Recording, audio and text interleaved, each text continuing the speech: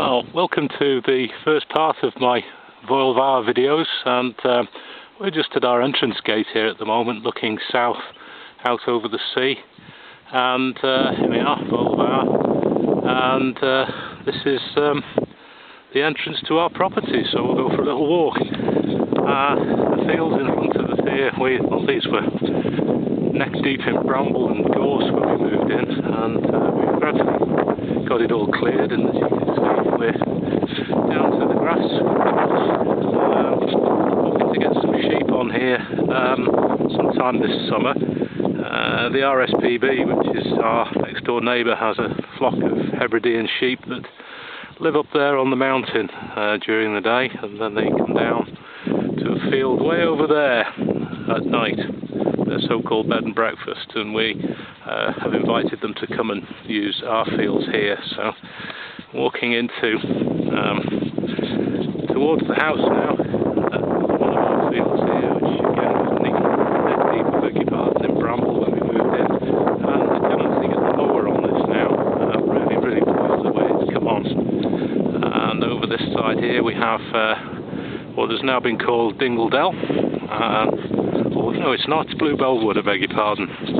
And we have some extra accommodation here, which if you have to, we've got the caravan installed here, and a nice little garden at the side of the caravan.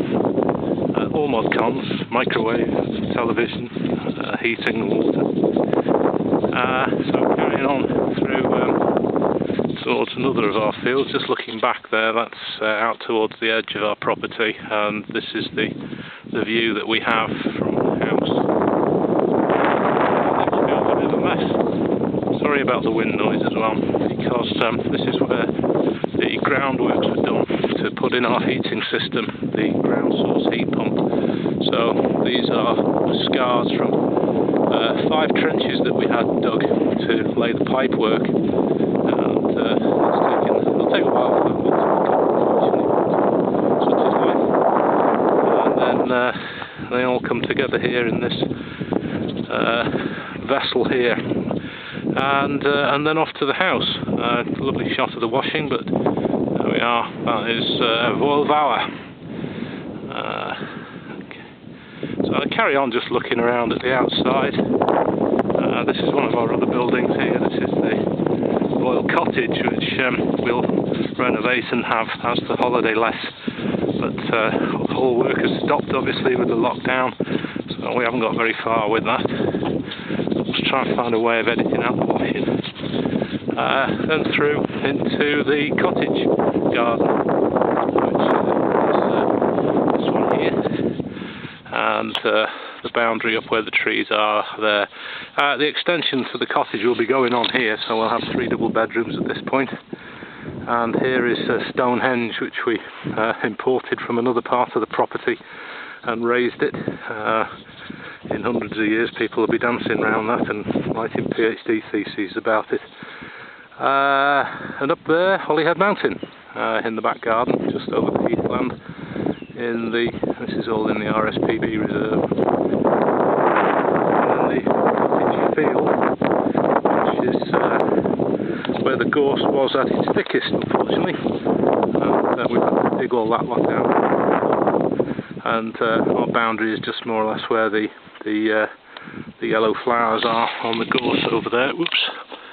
And we don't have mains water up here, we don't have main sewage either, but we have our own water supply, which comes up out of the well, which I'm just walking over to at the moment. The water is pumped out from the well and goes through some filter system that we have up at the house, and it's quite a feature here at the Foel. We've got a very, very deep hole in the ground, and way down in there is the pump supplying us with our water coming down this gully here. So looking back from the northern edge of the property all the way to the southern property, you can just about make the gate out there at the boundary of the property, and all our land down here to the wall. So just heading back up towards the house again. Lovely day here. It's shooting this in the early part of May, and it's really quite spectacular here in good weather like this, especially when the wind drops off and all you can hear is the goldfinches and the bullfinches twittering away. We do get some other more interesting birds here. The place is known for a bird called a chuff, which seems to be just a crow with red legs, but they are quite rare, and we've got quite a few of them here. And some peregrine falcons, which we've seen. There's 6 pairs, I think, of peregrine falcons. We've seen one of them over here, but they are something of a rarity. So looking back across the 2 main houses and the grounds associated with them. So I think I'll conclude this video with just a bit more of the outside.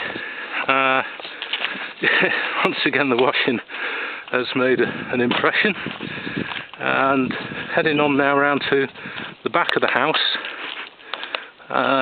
which will be in glorious sunshine at this time of the day.